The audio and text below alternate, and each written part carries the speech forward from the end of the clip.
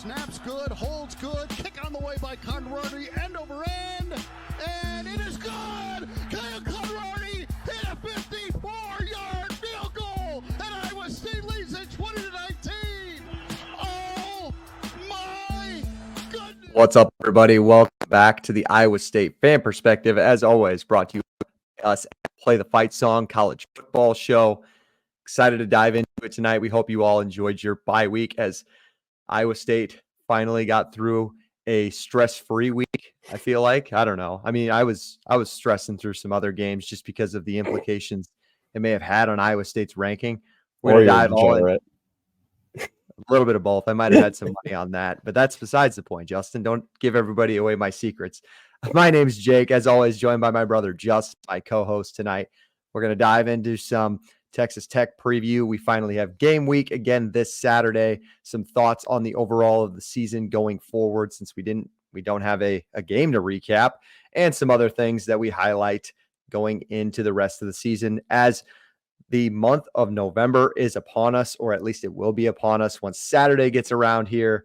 Justin, how are we doing tonight?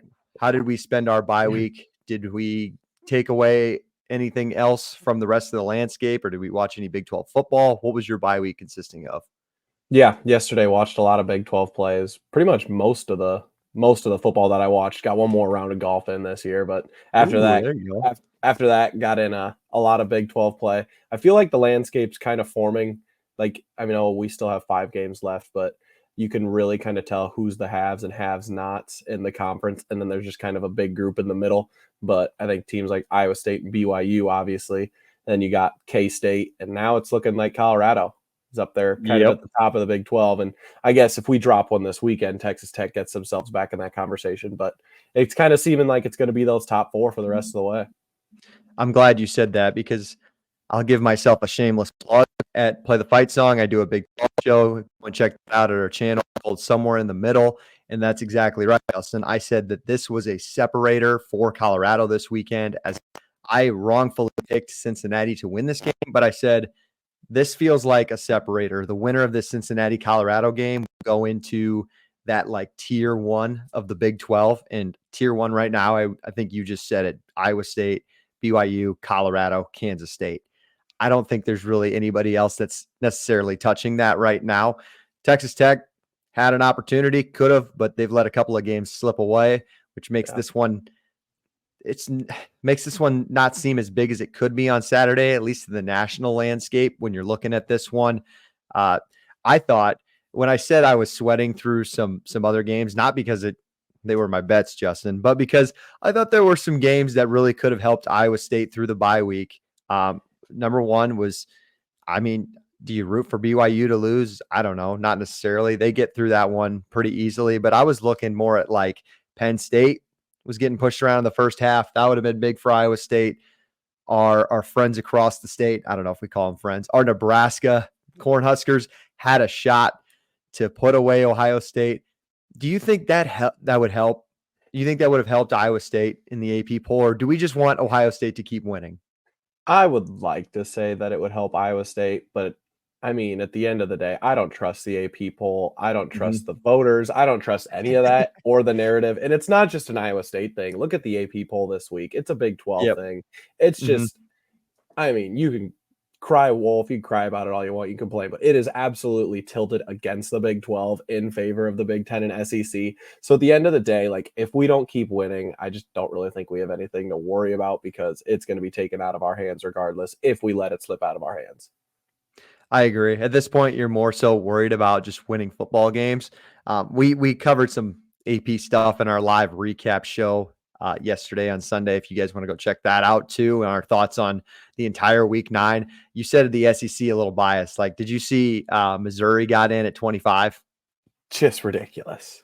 They just love their bad teams that start with an M. It was Michigan, now it's Missouri. It's unbelievable. Colorado just comes in at 23. I got it pulled up in front of me here. I thought that was deserving, though, right? What makes Notre Dame better than BYU, Iowa State, and Indiana? It's just blows my mind. And like, I'm fine with Iowa State at 11, because Texas A&M, yes, they've got, well, I guess they lost to Notre Dame, but they've got a couple good wins. Clemson, I don't really think should be in front of us. I mean, they had a bad loss. They've looked good, but like they haven't. It's this argument about who have you played. No one has that many good wins.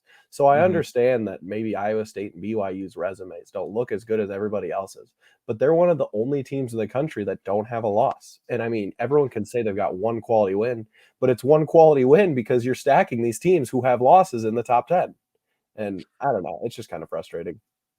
It is frustrating, and I hear you there. I try to look at this just because we cover the entire landscape of college football, play the fight song. I want to be biased on this show for Iowa State reasons, but can we admit that BYU has the better resume than Iowa State right now? Yeah, for sure. Okay.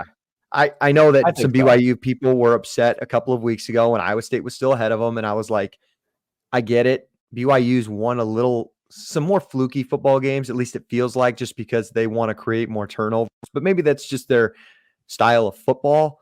But I thought last week, like, it was like, okay, BYU deserves to be ranked above Iowa State. I mean, on a smaller scale, Iowa State was viewed in a higher light than BYU was coming into the year. So that's why they were always in front of them. And it's all these other teams that like everyone expected to be good that may not be as good this year, like a Missouri, that they're just giving the benefit of the doubt to. And yeah, just on BYU's resume, I mean, they just walked into UCF and played them better than we did at home, and they also have a Kansas State win. So I have no problem with them being above us. We're not going to dive into every game this weekend, but I need to hear your opinion. Penn State, Ohio State. Honestly, the game probably means nothing for Iowa State, unfortunately. But like, you root for Penn State here, right? Correct? Yeah, I think so. Just because if Penn State loses this game, they're more than likely going to be 11-1. And then say we lose a game, then it's an argument. They're going to put an 11-1 Penn State in over an 11-1 Iowa State. Or so if Ohio State wins, they're getting in regardless if they win this game. But if they lose, then it's an 11-1 Iowa State against a 10-2 Ohio State, which we probably lose that argument anyways, but at least it's a conversation and we have one less loss where you can talk about it. But even then, like I said, if we're 11-1 and Ohio State's 10-2, I hate to break it to everyone, Ohio State's getting that bid. It's happening. We could go 12-0 and play a 12-0 BYU and lose by one score. If Ohio State goes 10-2, they're probably getting it over us. That argument. Yeah, I'll give you that one. I think, honestly, I just don't trust it.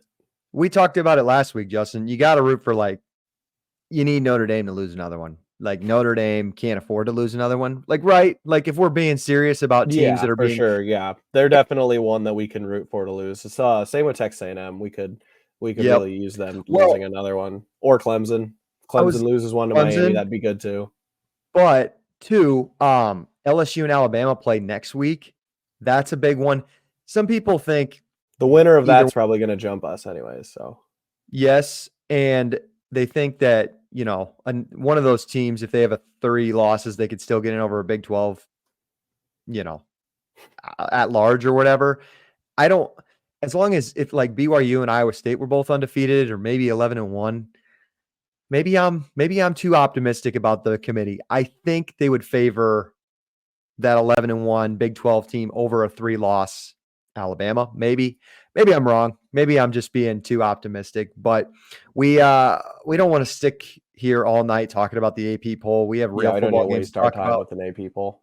Yep. And college football playoff, the college football playoff rankings actually does come out in 2 weeks. That's obviously the big one. That's the one that counts. That's the one that gets you into the playoff if you get that opportunity. So we won't sit here and waste a bunch of time on Iowa State getting pushed back to 11. That's going to be a big Tuesday. I hear there's a lot going on that day. Is that sarcasm? What else? I think the playoff rankings come out the same day as the election. I love how college football just loves to plan around that. All right, let's stay far away from that as much as possible. Let's dive into a little bit on Texas Tech, Justin, and then we'll do some other topics before we head out of here. Sure. Before we get into all of that, if you guys are new to the channel, we appreciate you guys tuning in. Make sure to like the video, subscribe to our channel. We do a lot of college football things here at Play the Fight Song. Live Wednesday episode, Big 12 show. If you care for a Nebraska or an Iowa State fan perspective, as well as this Iowa State fan perspective, we got you guys all covered. Our prediction segment at the end of the show, like each and every single week, is partnered by our friends at No Rivals. ShopNoRivals.com. We do it every week. Every week there's a game. Put the score prediction at the bottom. Say who's going to win, Iowa State or Texas Tech. If you guys go 2 for 2, get the winner right, get the score prediction right, we will get you guys a hat at ShopNoRivals.com. Use the code PTFS at checkout for free shipping. Now, disclaimer, got to say it every week now that our people in the comments love to let us know. Appreciate you guys letting us know, by the way. No, Shop No Rivals does not have an Iowa State hat yet. They are working on it. Okay, go to the teams tab, go to request a team. It takes you 2 seconds. Put your name, your email, what team you want to request, and then you'll get 20% off on top of that, just like I did a couple of weeks ago. Takes you 2 seconds. They're working on Iowa State. If you're anything like me and Justin, we love to rock some other cool brands, so we really don't care. We'll wait for our time when Iowa State does get a hat, and we'll go and sell them out. So do our partners at No Rivals some due diligence. Go to their page, request a team. All right, Texas Tech. Justin, before we dive into them a bunch, did you get a chance to watch their choke job yesterday? I mean, I didn't see the actual choke job, but I caught the first 2 quarters and the fourth quarter. So like the third quarter when it started to slip away from them, I didn't catch much of that. But yeah, looking at the box score and watching most of that game, I gotta say I don't really know how they lost that one. As someone who tries to leave bias aside and run a Big 12 show and was very high on Texas Tech a couple of weeks ago, this team really pisses me off. And I think Texas Tech fans would tend to agree. I think we're there in unison. This team's defense just continues to crush this team's ability to reach its highest ceiling. Texas Tech loses to TCU in Fort Worth on Saturday, 35-34. They forced Josh Hoover in the second half to 2 interceptions, and I thought that was all it took. You force Josh Hoover to throw picks. They can't run the football. You got him exactly where you need him. And just fumble that cost them, missed field goal by a kid who, did you see that? The kicker that scored on the fake field goal and then showed who he's voting for on. Yeah, that's a little odd. That's a little odd. Just magic marker. He's going to move the needle. Moving the needle there. Man, college kids are funny. But nonetheless, gave up an 80-yard touchdown pass from Josh Hoover for the go-ahead score. Savion Williams, as you can see on the YouTube here, got loose. Couldn't really stop him running the football or throwing the football. You know, Cam Cook can't run the ball for TCU, but you might as well just give the ball to your best receiver to run the football, right? I guess that works. Something to note for Texas Tech, Baron Morton, their starting quarterback, goes out with a shoulder injury on his non-throwing arm. Freshman Will Hammond steps in. This was a top 300 kid. Played pretty well. I thought he was pretty impressive. Didn't really cost him the game, but he didn't really win it for him either. I like to go on X, Twitter, whatever you want to call it, and kind of go check the vibes with the fan base after losses. It's like my favorite thing. And honestly, I don't think Baron Morton's been bad all year, but people love Hammond. Like they think that this is their guy. And correct me if I'm wrong, I think Morton's like only a sophomore. Maybe he's a junior. I think he's young. I think he's like a redshirt sophomore. And you can look that up and fact check it for me. But they're like junior. Okay, he is a junior. As junior. So I mean, he's been solid, but they feel like Will Hammond's gonna step in here and be the future, which is funny because JT, they did the same thing with Morton a couple of years ago. Yeah. And they thought he was the future. So like, I don't really understand what the Texas Tech vibe is around them. This is one of the worst defenses in all of college football. This is actually the second worst total ranked defensive team in Power 4 out of all the Power 4 schools. Justin, can you guess for me who is the last ranked Power 4 defensive team in all of college football? Playing the Big 12. I'll give you a hint there. I was going to say. That helps. This team doesn't have a Big 12 win. Oklahoma State. You would be correct. It's funny how losses and no defense kind of correlate. this is a Texas Tech team who, like, it's been a roller coaster of a season. Because I don't know if you guys go back, if you've been paying attention to this team, they start off by winning that shootout with Abilene Christian, where they gave up 500 yards to a mid-level FCS team, and you're like, oh God, this team might be bad. The next week, they get absolutely just trounced in Pullman to Washington State, and you're like, I don't know. The vibe for me was like, this team might not win 4 games, and they get it back versus North Texas because they had an atrocious defense. They've won some good games. Cincinnati at home. I believe they've beaten Arizona State. I don't have their schedule pulled up in front of me. Arizona State, and then another shootout against Cincinnati, 44-41. Then they beat Arizona 28-22, and then the wheels on the road. Yeah, so they've had good wins in there, and their defense has shown up a couple of times this year, but every time it's lost, it really feels like this team just can't get a stop. What is kind of your initial thoughts when you see this team on Saturday? Yeah, I wish I had the stat of how many punts they have forced the last 2 weeks, because it can't be a lot. Because Baylor went for 59, and then TCU at 35 yesterday with 2 turnovers. So, yeah, their defense has not been getting a lot of stops. And I mean, I don't want to. It's hard to talk well about a team like this after the last 2 outings that they have, but it just kind of reminds me of what Texas Tech has kind of been known for in like the 2010s era, I believe. The Kingsbury era. Yep. Just kind of an unserious football team, like really good on offense, but just not playing complimentary winning football. Mm-hmm. Yeah. Well, it's funny because in McGuire's, was their first year, I thought they had a pretty good defense. Like they had, I can't remember his name. They had a really good defensive end. That was that team that went into Jack Trice Stadium. They held us to 9 points. Well, we might have held ourselves to 9 points. I think we had 4 down conversions we didn't get. That team was one of the worst offensive teams I've ever seen. Great tailgating day. Great tailgating day. Don't get me wrong, but it was. If you were there for that legendary, just nightmare of a cold game. But no, seriously, that defense was solid in his first year, but like it's like back-to-back years now, McGuire's defenses are just getting worse. I don't want to say elite recruiter. He's above average of the Big 12. They've been the best recruiting team in the Big 12. Yes, but the Big 12 on a bigger scale doesn't recruit, at an SEC level. But yes, he is one of the top recruiters in this conference. They've still had top 25 classes. They've just underperformed. Like by year 3, Justin, this feels like a team who should be, I don't know, if you're recruiting at that level, like why couldn't you win 9 games in this league? Yeah, like, and should that be the expectation? The defense has been sloppy, but their offense has been good enough. They should have won. They shouldn't have won the Baylor game, giving up 59, but they should have won yesterday. I mean, we're talking like they're terrible. They could easily be 7-1 right now. And I know we're kind of bashing on them right now. And I don't want to go like too in depth, make this an entire Texas Tech video, but their offense legitimately scares me. Like, I don't think Iowa State will be sloppy enough to give away a win against a team like this, but looking how like tired and beat up our defense was against UCF, this Texas Tech offense could give us some problems for sure. Yep. Injury front, I don't know. I haven't really heard anything. You're gonna have to listen to Matt Campbell's press conference this week. I believe that comes out. That'll be insightful on the injury front.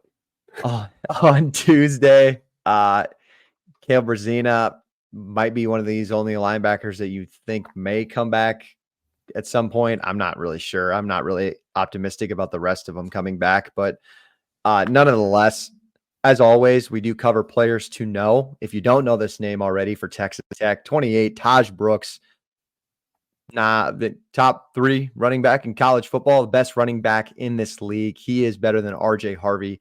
He is 3rd nationally in yards per game at 132, I believe. And he in Iowa State right now is giving up 5 yards per carry. So something to consider there. Now, Iowa State dropped immensely after the UCF game, clearly, because you gave up 3 45-yard plus runs. Yeah. So obviously the stat's going to go up a little bit, right? I think John Haycock's going to adjust over the bye week. Iowa State's had success with Texas Tech in the past. Brooks has been around for a while, so it's not like we're not unfamiliar with what we've seen from him.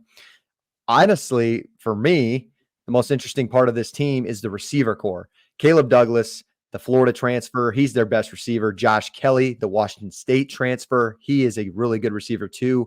Coy Eakin, nice little piece. And then they got Micah Hudson. Now, he's only got 8 catches this year for 120 yards, but I believe this was the best recruit in all of Texas Tech's history. 5-star kid. I believe he was a top 10 recruit. He's didn't have a catch last week, but I think he's had a catch in every other game this year. When you got that much talent at receiver, something to always keep your eye on. If you're looking at the linebackers, for me, it's Jacob Rodriguez, it's Ben Roberts. Those are 2 guys to keep an eye on, but it's not much. I can't go into the defense and really break much down because there's not much there. I mean, they're giving up 500 yards per game, Justin. Yeah, definitely a very suitable position for our offense. But I do think this Texas Tech offense is going to be something our defense hasn't really seen this year. A lot of the Big 12 games, or a lot of the teams that we've played that have kind of scared us with their running game, have not had passing games to stretch us out. So even against UCF, Iowa, West Virginia, we were able to kind of scheme against their passing offense because we were not scared of them at all to pass. So that really helped us in the run game. Can't really do that against Texas Tech. So although I am confident in Iowa State that it's going to be something interesting to watch to see if the secondary is going to bend or see if we're going to struggle with the run game. And I have enough confidence in our secondary where it might start off kind of shaky, but I think by the second half, Heacock and the defense will be able to figure it out. So hopefully.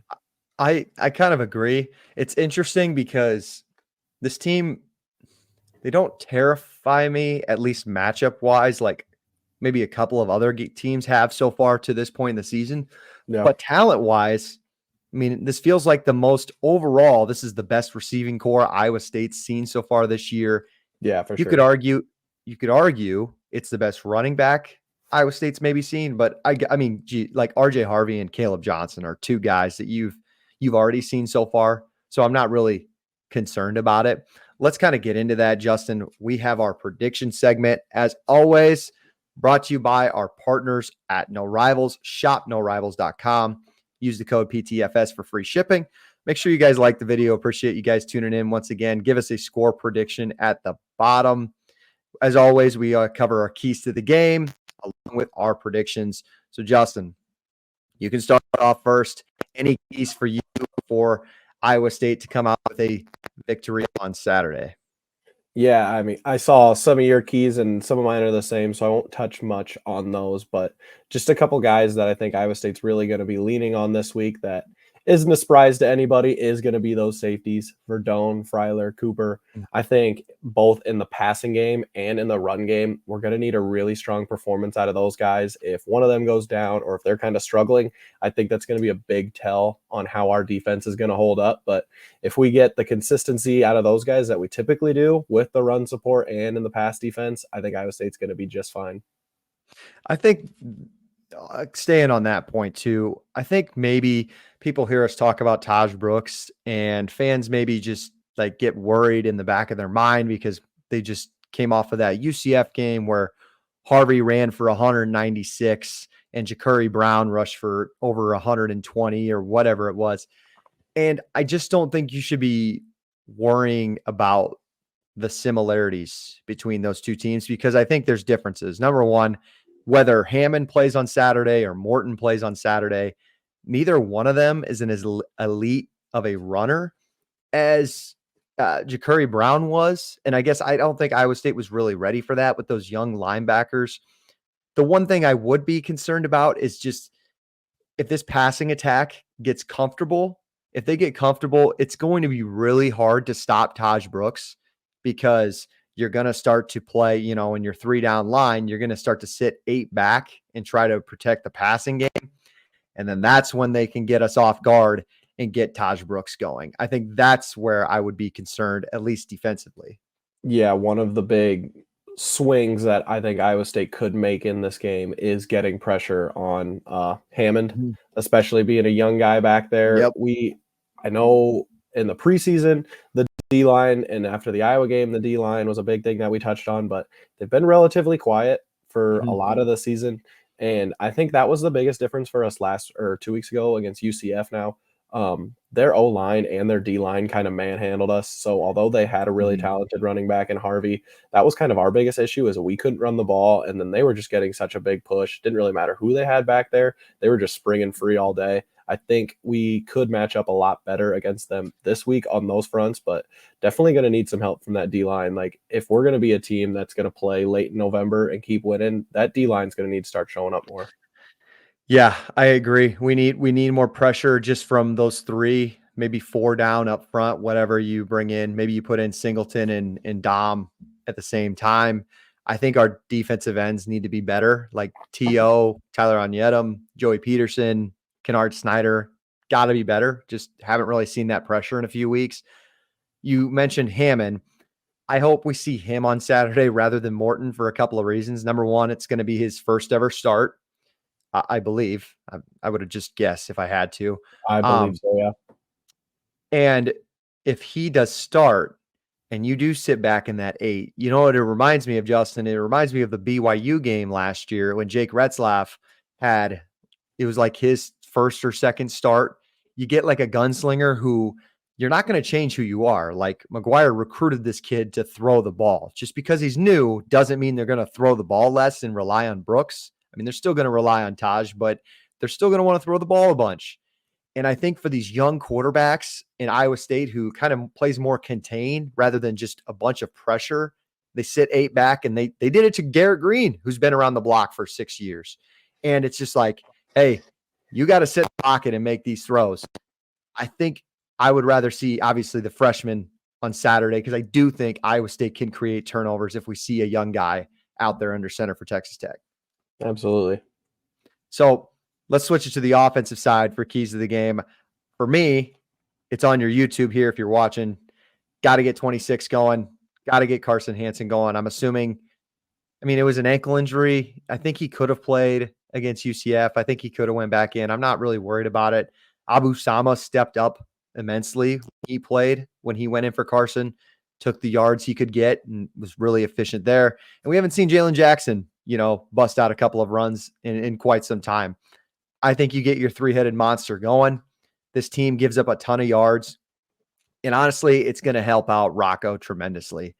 I think this defense we know for Texas Tech gives up a ton of yards. This is an opportunity to slow things down, but still be efficient.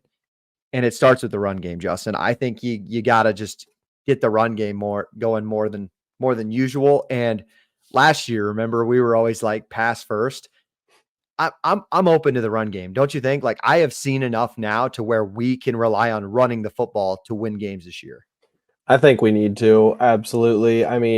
Coming off that UCF game, it would be a big confidence boost for both our running backs and for that O-line after they kind of struggled in our last game. We showed that we can rely on Rocco and the receivers, but it's not something that I think is going to last. If it's something that we have to rely on over and over again, I think at some point something's got to give there if you're only being one-dimensional. So getting the running backs going again would be huge, especially with, I'm not sure about the injury with Bramer and still waiting on a couple of the other receivers to step up. We definitely need to have a better running performance this week than we did a couple weeks ago. All right. That being said, let's get to it. Let's get to prediction time. I forgot to mention it too, bad on my part. This is a 2:30 kick in Jack Trice on ESPN. Iowa State opens up as a 14.5 point favorite. So as you guys are listening to this, hopefully on Monday or Tuesday, Iowa State right now is over 2 touchdowns. Justin, I'll let you go first. Give us a score prediction for Saturday. Yeah, I've got Iowa State 34, Texas Tech 24, which that would not be a cover, but it would hit the over.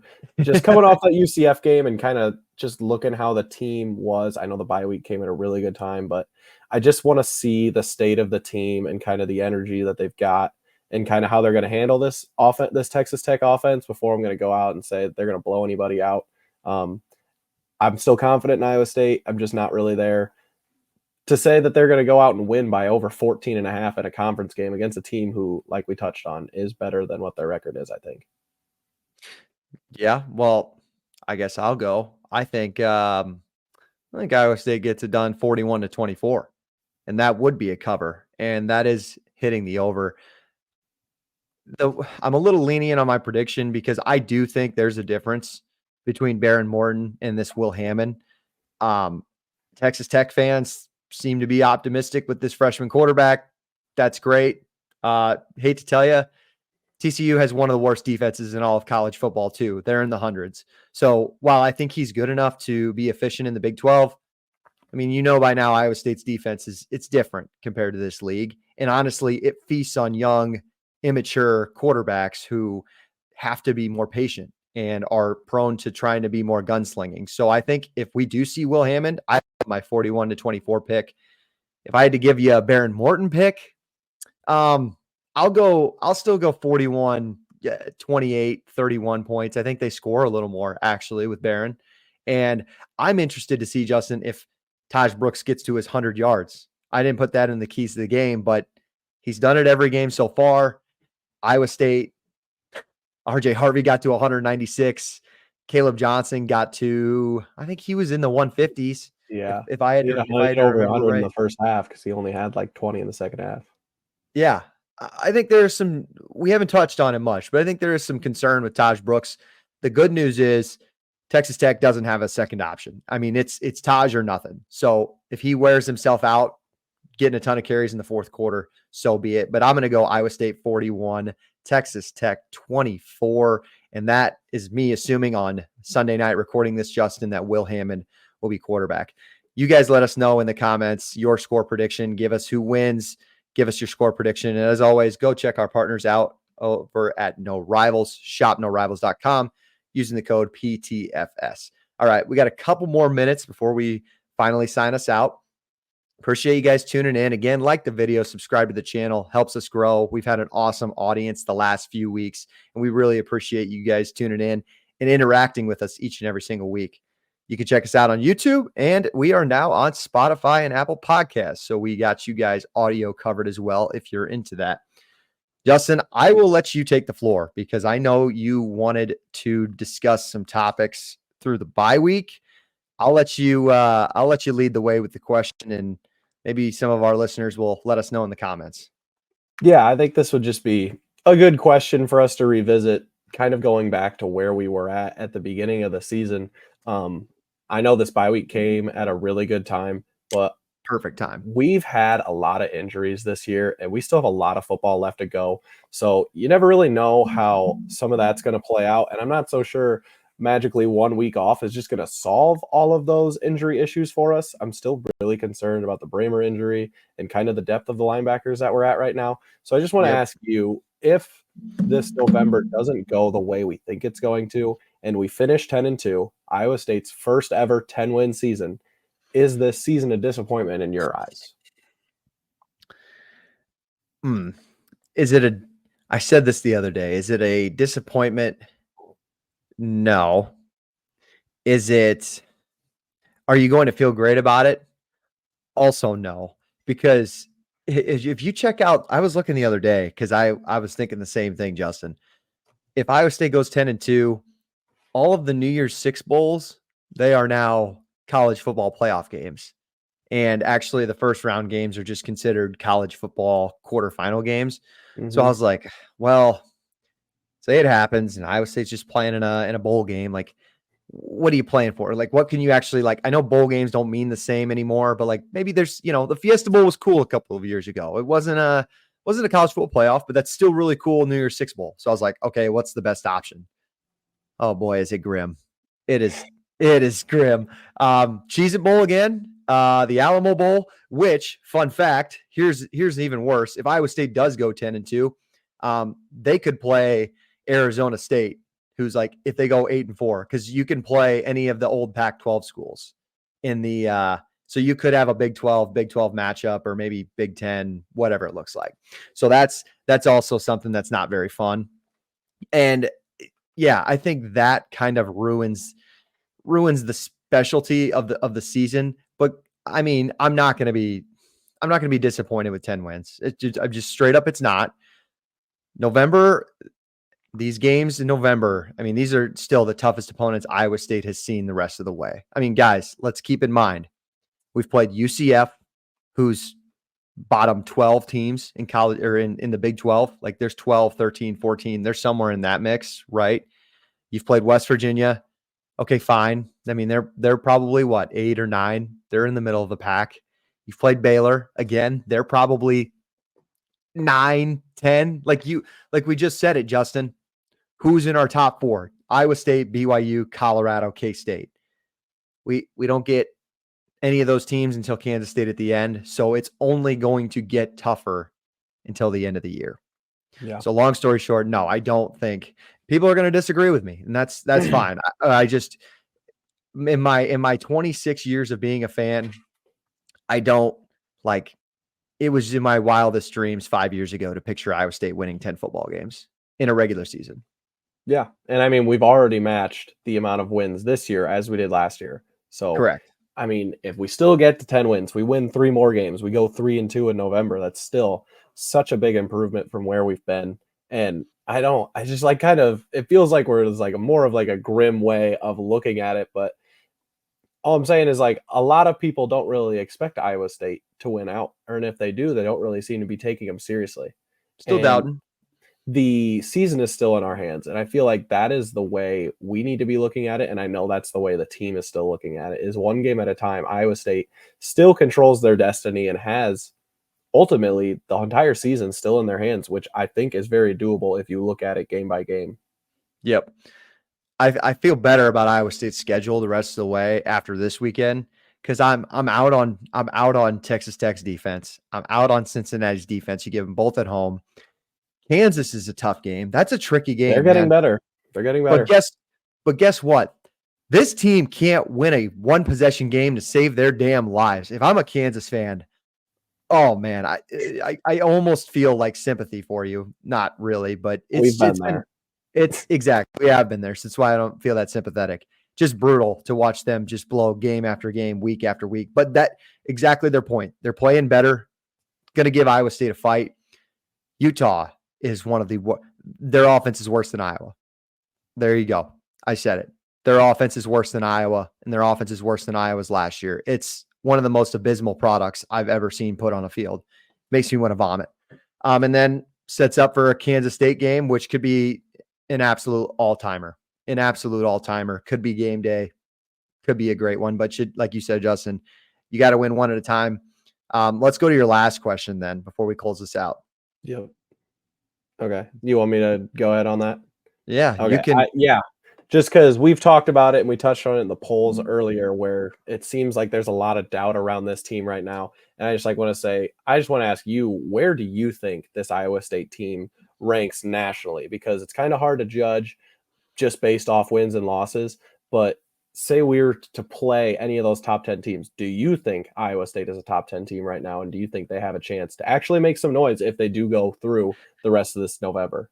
I was going to ask you that. So are you asking me for a ranking, or are you just asking like, how would this team fare in a college football playoff? Basically, I think if you look around at the country, there's not a whole lot of teams that like are really scary or like don't have many flaws right now. Everyone has flaws.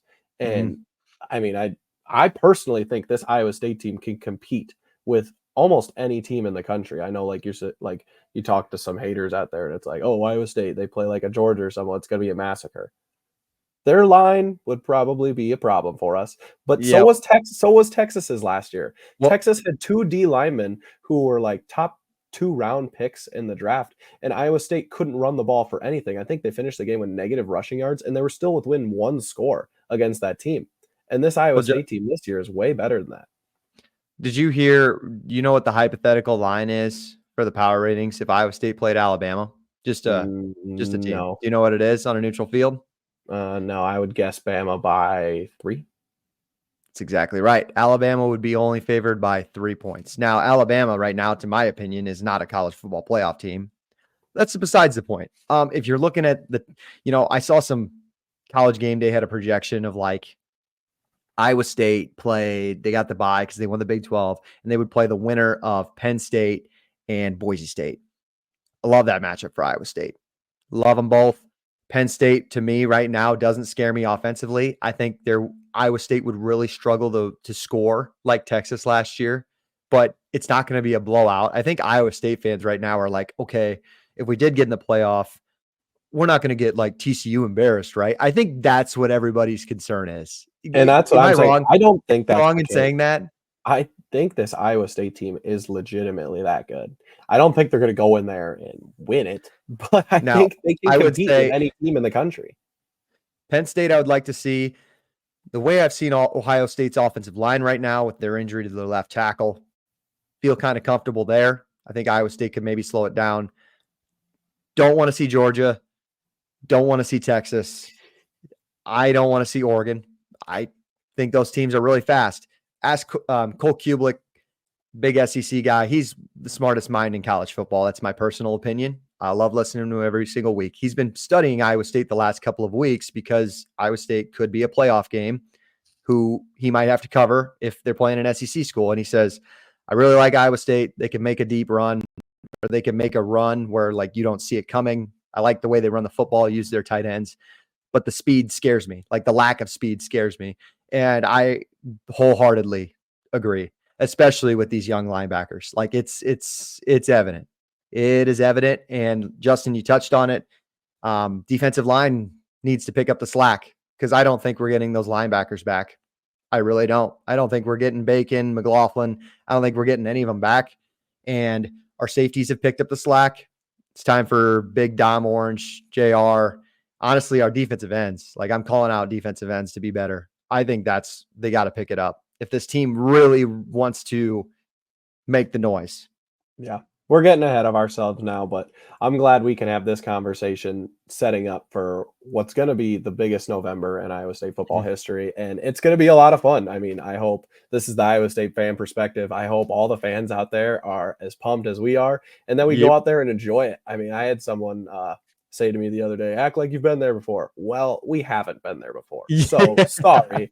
I am not going to be a dick, but I am going to enjoy this. I got plans to go to, I think, 4 of the 5 games this November. And I hope a lot of the other Iowa State fans plan to travel well and show out at the Jack. And hopefully it goes well. Hopefully it's exciting. It's got a lot of it in front of us, and we'll see where it goes, I guess. Absolutely. I think that's how we'll put a ball in this episode, Justin. Appreciate you joining me. I know you'll be in Jack Trice Stadium Saturday. I will not. Hope everybody gets there if they can. Sell out Jack Trice. Like there's no reason every game the rest of the way shouldn't be sold out.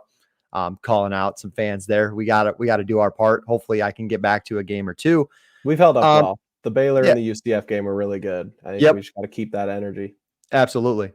And I think last but not least, I want Iowa State to take care of business this weekend. You didn't do it against UCF. You snuck out with a win. We've seen the best teams in this league, K-State, BYU. They've had some of the similar scares too, but then they've bounced back with good wins. So I would like to see the same from Iowa State. Justin, any closing thoughts before we get out of here? Not really. I think we've touched on it quite a bit today. I know we not coming off a game this week, but one of our longer episodes. So appreciate you guys all tuning in. I think it was well said, Jake. Absolutely. All right, guys, we will see you back here again next week with Kansas, right? Kansas, KC.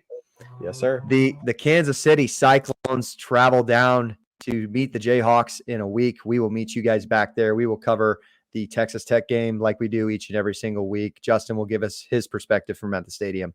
ShopNoRivals.com. Use the code PTFS at checkout. Score prediction in the comments. Like the video. Subscribe to our channel.